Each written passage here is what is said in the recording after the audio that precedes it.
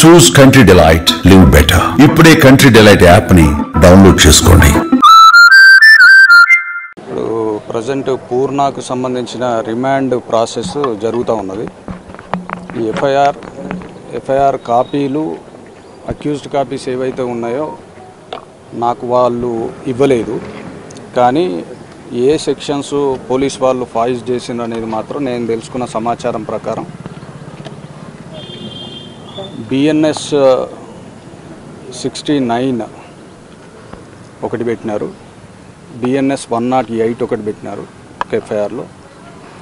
అందులో కంప్లైనెంట్గా వాళ్ళ ఫాదర్ కానీ మదర్ కానీ ఉండే అవకాశం ఉంది. ఎఫ్ఐఆర్ కాపీ రాలేదు కాబట్టి. ఇంకొక ఎఫ్ఐఆర్లో ఆ పాప ఇవాళ మార్నింగ్ మీడియాకి ఇచ్చిన స్టేట్మెంట్ ద్వారా దాన్ని ఆధారంగా చేసుకొని పోక్సో యాక్ట్ సెక్షన్ 78 మామూలు బ్యాడ్ టచ్కి సంబంధించిన సెక్షన్ పెట్టడం జరిగింది. ఫస్ట్ ఎఫ్ఐఆర్లో 69 BNS చెప్తున్నది ఏంటంటే sexual intercourse is obtained through a falls promise of marriage. Marriage చేసుకుంటా అని చెప్పి తనతో సెక్షువల్ ఇంటర్కోర్స్కి వెళ్ళడము అనే ఆరోపణ. 108 BNS వచ్చి అబేట్మెంట్ టు సూసైడ్, అంటే ఫార్మర్లీ ఇట్ వాజ్ 306 IPC, అంటే ఆత్మహత్యకు ప్రేరేపించడం, పురిగొల్పడం అటువంటివి వస్తాయి. ఇవి ఎఫ్ఐఆర్కి సంబంధించినంత వరకు నా దగ్గర ఉన్న సమాచారం. ఎట్లా కోర్టును ఆశ్రయిస్తున్నాము బెయిల్ కోసం. మొదట వాళ్ళ తల్లిదండ్రులు చేసిన ఆరోపణలు చూసిండ్రు, ఆయన రిలీజ్ చేసిన లేఖ మీరు చూసిండ్రు. దాని తర్వాత ఈరోజు ఫస్ట్ రోజు అమ్మాయి మాట్లాడినది మీరు చూసినారు, ఈరోజు థర్డ్ రోజు అమ్మాయి మాట్లాడింది మీరు చూసిండ్రు.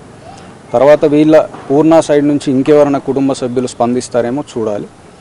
ఈ విషయాల్లో ఏది కూడా అంటే I can say only one thing, ఇటువంటి భావోద్వేగ సమయంలో, దురదృష్టకరమైన సంఘటన జరిగిన సమయంలో ఉండే వాతావరణం ఏది కూడా కేసును డిసైడ్ చేయదు. అంటే టెక్నికల్గా చెప్పాలంటే the emotional circumstances prevailed over at this condition around us cannot decide the case result.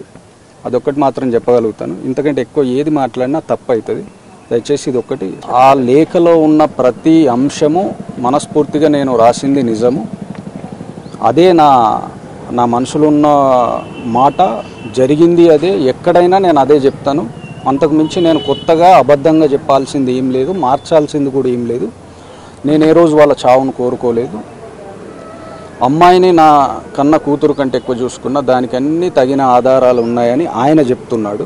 నాకు ఇచ్చిన ఇన్స్ట్రక్షన్స్, స్కూల్లో జాయిన్ చేయించిన విధానము, ఫీజులు కట్టిన విధానం కానీ, ఆమెను అత్యంత గారాభంగా చూసుకున్న విధానము, ఆమెకు బర్త్డే ఫంక్షన్లు కానీ, ఏ ఫంక్షన్లు కానీ కొన్ని లక్షల రూపాయలు ఖర్చు పెట్టి చేసుకున్న విధానము, ఇవన్నీ కూడా ఆమె మాట్లాడే మాటలకు నేను చేసిన పనికి ఏమాత్రం సంబంధం లేదు. నన్ను బాధించినా పర్వాలేదు, నిజం మాత్రం గెలుస్తుంది. నేను ఏ రోజు కూడా వాళ్ళను ఒత్తిడి చేయలేదు, ఆమెను చనిపోవాలని నేను చూడలేదు. నేను లేఖలో రాసింది 100% నిజము అనేది ఆయన వర్షం. అంటే ఆఖరి చూపు నేను వెళ్తా అన్నప్పుడు చుట్టుపక్కల ఉన్న వాళ్ళు నువ్వు అనుకున్నంతగా వాళ్ళు ఎవరు అక్కడ రిసీవ్ చేసుకోరు. నిన్ను అవసరమైతే కొట్టే ప్రమాదం ఉంది, వాళ్ళు నీపైన దాడి చేసే ప్రమాదం ఉంది అని నన్ను కంప్లీట్ హౌస్ లాక్ చేసి నన్ను అసలు అడుగు కదలనీయలేదు అనేది ఆయన వర్షం. నేను అదే అడిగిన. ఆయన గొడవలు వీటి వల్ల ఏమీ లేదని చెప్పి ఆయన అనడం జరిగింది. అంటే నేను ఏ రోజు కూడా తను అటువంటి పరిస్థితికి చేరుకునేలాగా నేను ఏ రోజు బాధించలేదు. ఆమెకు అన్ని కావాల్సినవి నేను చేసిన. నేను అదంతా లేఖలో రాసిన కాబట్టి ఆ లేఖలో ఉన్నదే నా మాట, నా వర్షన్ అని చెప్పి కోర్టుకి వెళ్తాం అంతే. ఇంకా ఇప్పుడు కోర్టులో బెయిల్ ప్రొసీజర్ అనేది ఇమ్మీడియట్ రెస్పాన్సిబిలిటీ అంతే. సుమన్ టీవీలో మీ పర్సనల్ అండ్ బిజినెస్ ప్రమోషన్స్ కోసం కింది నెంబర్కి కాంటాక్ట్ చేయండి.